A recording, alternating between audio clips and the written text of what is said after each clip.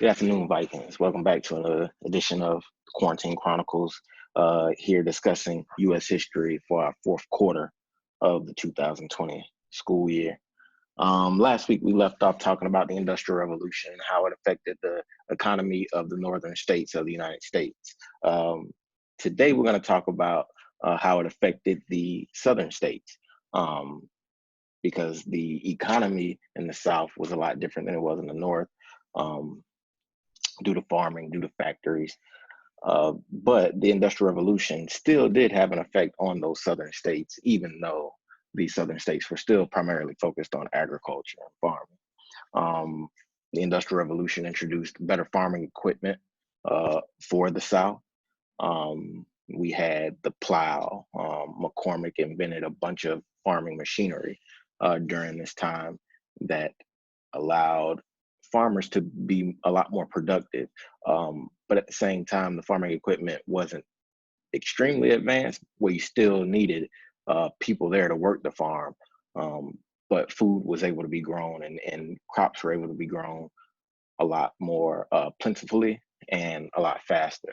But that's going to lead to these plantations needing more people there to work. And we all know who plantation workers were in the 19th century. They were African slaves. So this conversation is going to kind of bridge the gap in between the Industrial Revolution, because we are talking about how the Industrial Revolution affected the South and the South's economy.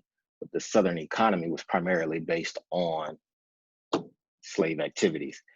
So that's going to lead us into sectionalism, um, where the different regions of the United States started to click up: the South, the North, and the West. Remember that there is no East because the South and the North are all the way on the East Coast, or all the way east in the United States. So we have sectionalism, which divides the United States into three different parts. But to get there, we have to first discuss slavery. And thankfully, again, the Industrial Revolution kind of leads into slavery. So a few different standards are going to be addressed during our conversation on the Industrial Revolution and how it affected the Southern economies and slavery. So Standard 4.2, in which we need to describe the debate surrounding the spread of slavery in the Western territories in Florida. That's going to lead directly or tie directly into sectionalism as well, as these different divisions in the United States figure out what's important to them, slavery being one of those things. And that's going to, in turn, lead us into the Civil War.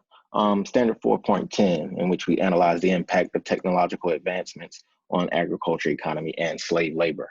Long story short, technological advancements increase the need for slave labor in some aspects.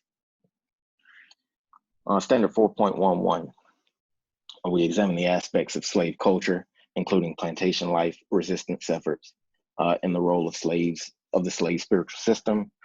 Standard 4.12, in which we examine the effects of the Haitian Revolution on the U.S. acquisition of the Louisiana Territory. So, slavery in the United States.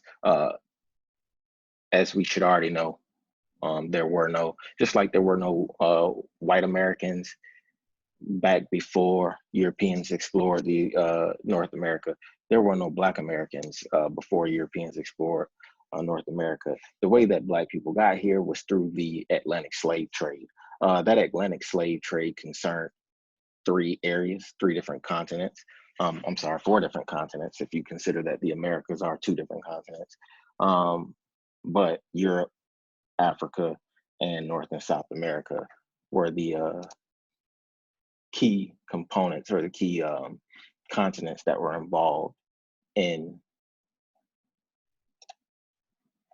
the Atlantic slave trade. So we want to take a look at a little map that'll show us the Atlantic slave trade.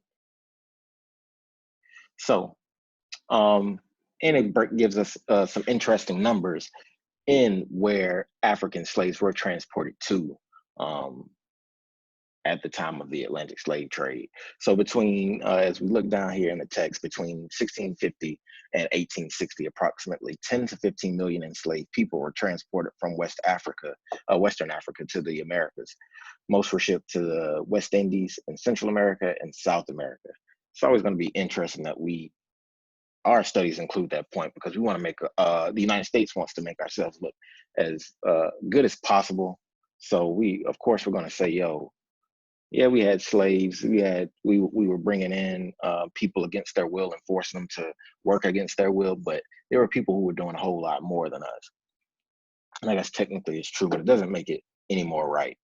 So let's start with Europe. About 0.3 million, which is about 300,000 slaves went to Europe. 500,000, 500,000 slaves came directly to North America.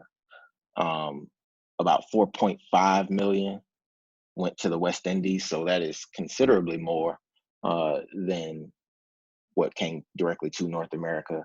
About 0.2 million, 200,000 slaves went to Central America.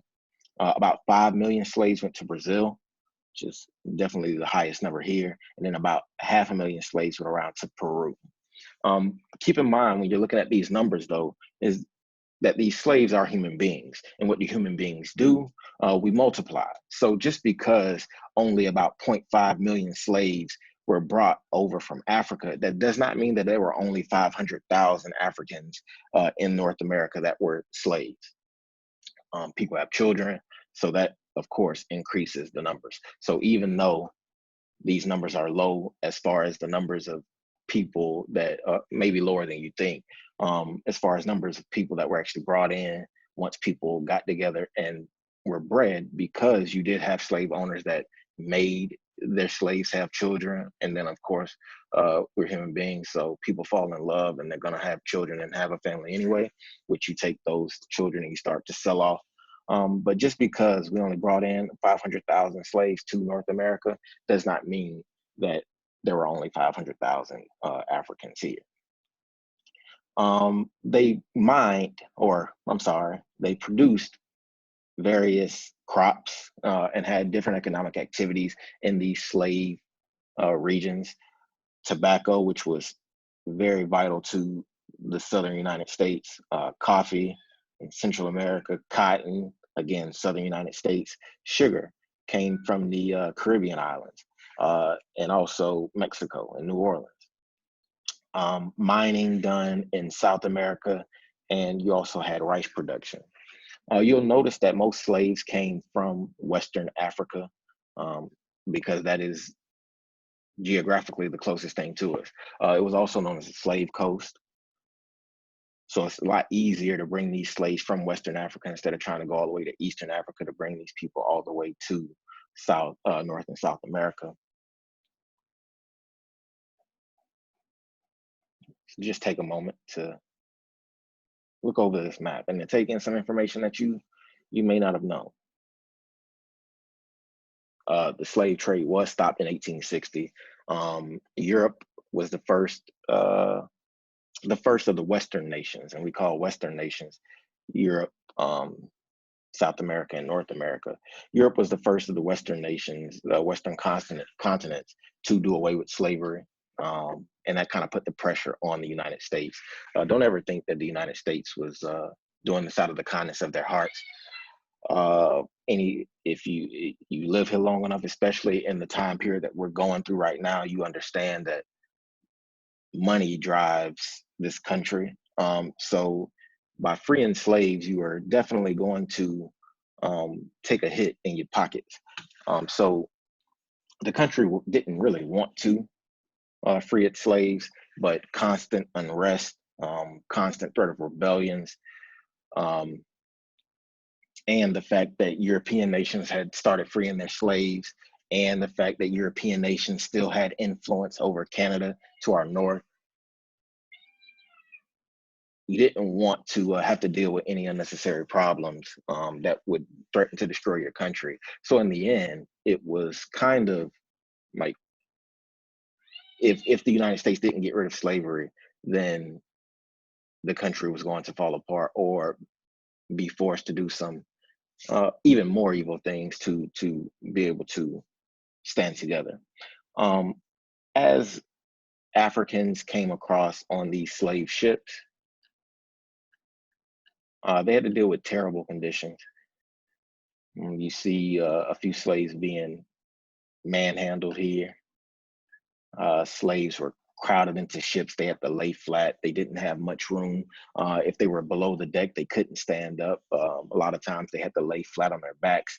They were chained together, sometimes by the hand, neck, and feet. And you really couldn't move. So if I have to use the restroom, where do I go? For one, they don't have many places for you to use the restroom. There might be about 2 or 3 big tubs, but they were at various points in the ship. And if I'm chained up in between 50 other people, the likelihood that I can make it to one of those buckets is very low. So I end up using the restroom on myself, and I don't get clean until somebody comes down here and does something with me. Um, Eating was terrible. If you look here, you'll see the diet consisted of horse beans, boiled yams, rice, and sometimes they get some beef or some pork, commonly fed about twice a day at 8 in the morning, then 4 in the afternoon. And they were fed in buckets, not really buffet style, but everybody was trying to eat out of the same bucket, or at least about 10 slaves were trying to eat out of one bucket. And they fed yourself with wooden spoons. And then if you refuse to eat, and you might think, why would I refuse to eat? But I'm a slave. Well, you, all I know is that you just came over here and took me away from my homeland, and you've chained me up. So it can't be something pleasant about to happen to me. So maybe I refuse to eat to kind of do a protest. If I refuse to eat, then the slave owners, the ship masters, would come in and force these slaves to eat with a hot spoon and burn their mouths so that you wouldn't refuse food again. And you might think, well, as a slave owner, why would I care if you're not eating? You're only hurting yourself. But here, the slave is the product, and if a dead slave can make no money, so I need the slaves as the slave master. I need the slaves to be as healthy as possible.